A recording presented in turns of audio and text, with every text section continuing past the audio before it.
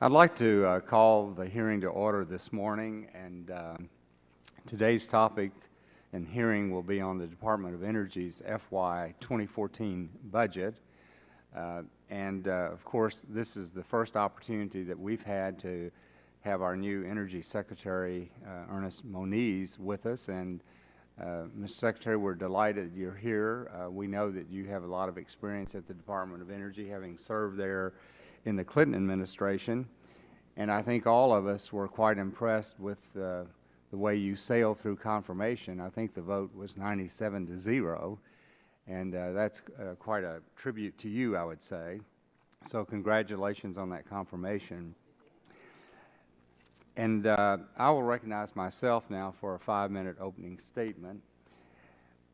Under the Obama administration, the Department of Energy, in my view, has often taken a back seat to the Environmental Protection Agency and was all too willing to acquiesce to EPA's agenda rather than affirmatively assert its own pro-energy agenda.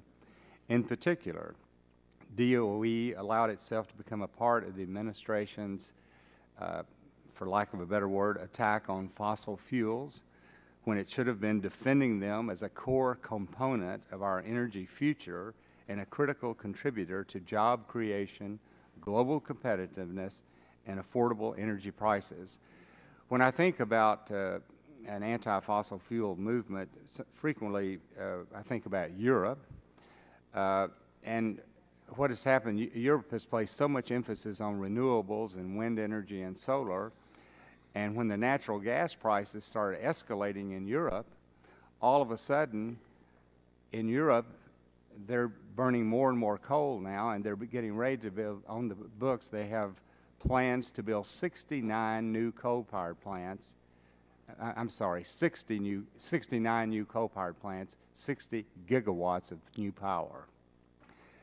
And so I think that it's important that we think about this instead of this administration has moved. The budget reflects most of the money is being spent on the renewable rather than the baseload energy needs. I'll never forget that Secretary of Energy Chu made the statement that coal is his worst nightmare. And I don't think that we need a Department of Energy that sees this nation's growing abundance of natural gas and oil as a problem to be solved rather than an opportunity to be embraced. The Department of Energy, in my view, should not treat conventional energy and renewable energy as an either-or proposition where the federal government actively discourages conventional energy in order to create an artificial market for renewable energy. The President says himself that he is for all of the above, and yet frequently in his administration that absolutely is not the case. We need a Department of Energy, in my view, open to all domestic energy sources that are economically competitive, be they conventional or renewable. All of the above, as I said, has supposedly been the President's motto, but his policies have suggested otherwise.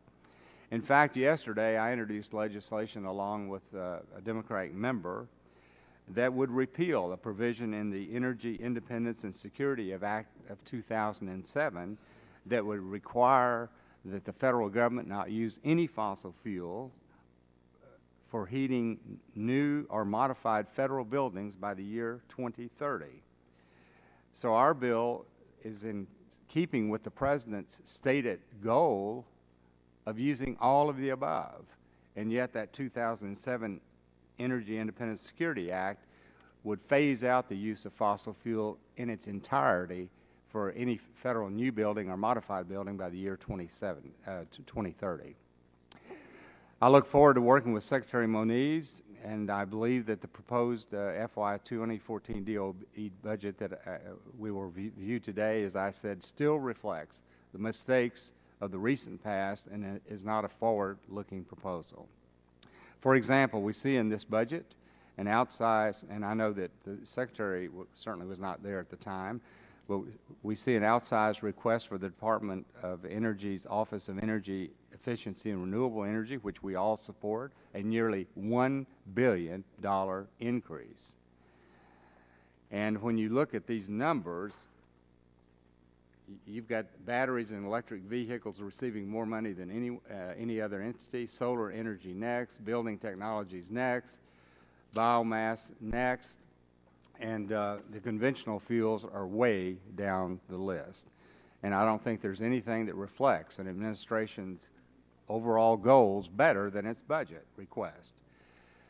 So I think the shale gas and oil revolution in America holds tremendous potential for energy affordability and security, for job creation, for export opportunities, and for strengthening America's standing in the world.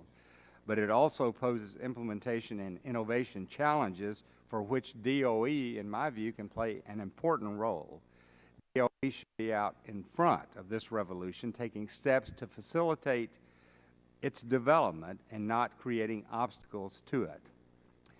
So I look forward to working with you, Mr. Secretary. We certainly look forward to your testimony and your answer to our questions today. And